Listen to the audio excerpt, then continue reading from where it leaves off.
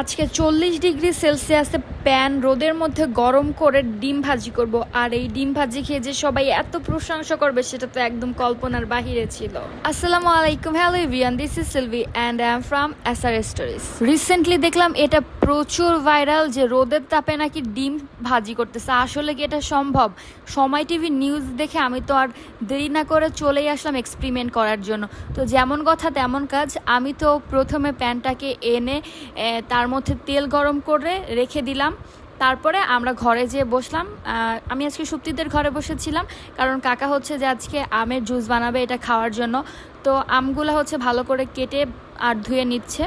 এটা সুপ্তিরা তাদের নানুবাড়ি থেকে একদম টাটকা টাটকা আম নিয়ে এসেছে। রোদের তাপে আমও একদম পেকে যাচ্ছে। তো আমের জুসটা খেলাম, এটা খেতে অনেক মজা ছিল। কাকাকে অনেক অনেক ধন্যবাদ। অ্যান্ড তার কিছুক্ষণ পরে আমরা চলে আসলাম এটা দেখার জন্য যে প্যানটা কেমন গরম হয়েছে।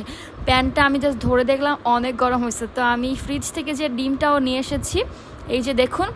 আসলেই কি এটা সম্ভব বা কতটুকু সম্ভব বা ডিমটা কি খাওয়া যাবে?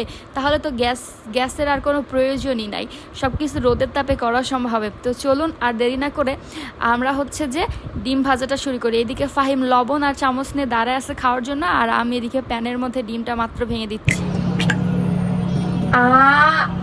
ডিমটা প্রথমে ভেঙে দেওয়ার সাথে সাথে আমি মনে করছিলাম এটা মনে হয় ভাজা হবে না। তো কেমনটা লাগে বলেন তো? আর সবাই নাকি এখানে মাছও ভাজি করে ফেলতেছে, এটা কি বিশ্বাস করা সম্ভব? তো যাই হোক, আমি কিন্তু একটু লবণও ছিটাই দিলাম। অ্যান্ড আরও কিছুক্ষণ আমি রোদের তাপে এটাকে রেখে দিব, অ্যান্ড দেন দেখবো যে হয় নাকি। অ্যান্ড তারপরে দেখেন এটা কিন্তু আস্তে আস্তে হয়ে যাচ্ছে গাইস, এটা কিন্তু খাওয়ার উপযোগী হয়ে যাচ্ছে।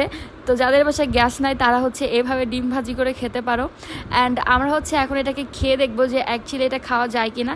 তবে তার আগে এটাকে আরেকটু বেশি ফ্রাই করার জন্য আমরা একটু গ্যাসের মধ্যে এটাকে ভেজে নিচ্ছি, কারণ এত কম ফ্রাই ডিম আমি হচ্ছে খেতে পারি না।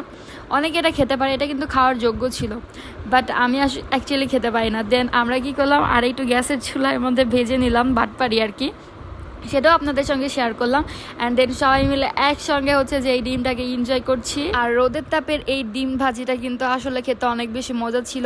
আমি ভাই বুঝলাম না, এইটুকু তাপের মধ্যে কেউ কেউ নাকি আবার মাছও ভেজে ফেলতেছে, তাহলে বুঝেন কত নাম্বার বাটপারি করতেছে। যাই হোক, আমি 1 ঘন্টা 1.5 ঘন্টা গরম করার পরেও এতটুকু ডিম ভাজা সম্ভব হয়েছে। হোয়াট এভার, শেষ পর্যন্ত আমিও এক্সপেরিমেন্ট করে আপনাদের সঙ্গে শেয়ার করলাম। Thank you so much for watching this video.